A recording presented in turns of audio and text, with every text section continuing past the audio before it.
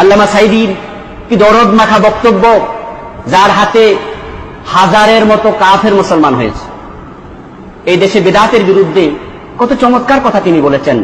মাঠে ময়দানে উনাকে প্রশ্ন করা হতো, যারা আহলে হাদিসের ভাইয়েরা আছেন আপনাদেরকে নিয়ে প্রশ্ন করা হতো, উনার প্রশ্নোত্তর পর্ব আপনারাও শুনিয়েন। উনি কত চমৎকার করে আপনাদের পক্ষে উত্তর দিতেন। আসলে আপনাদেরকে তো আমরা ভালোবাসি কেন? দিনের কারণে। আপনারা সহিহ হাদিস মানার চেষ্টা করেন, কি চমৎকার কথা।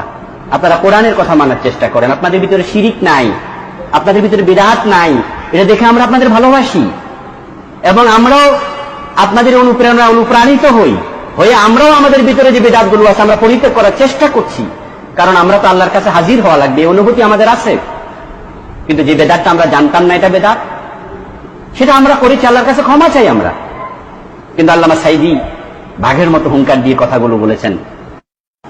কিন্তু আমরা ইমাম আবু হানিফার অন্ধ অনুসরণ করি না, কমপক্ষে আমি করি না।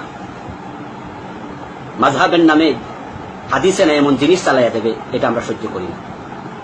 বরং আমি প্রকৃত হানাফি এ কারণেই নিজকে দাবি করি যে আমার ইমাম বলেছে ইযা সাহহাল হাদিস ফাহুয়া মাযহাবি, যখন সহিহ হাদিস পাও সেটাই আমার মাযহাব। এই জন্য আমি যখন সহিহ হাদিস পাই তখন আমার উস্তাদও যদি আমারে বলে এটা তো হানাফি মাযহাবে নাই, তুমি আমল করো, তখন আমি বিনয়ের সাথে বলি হানাফি মাযহাবের নাম ইসলাম না, ইসলাম আরো বড়, মাযহাব অনেক পরে আসছে।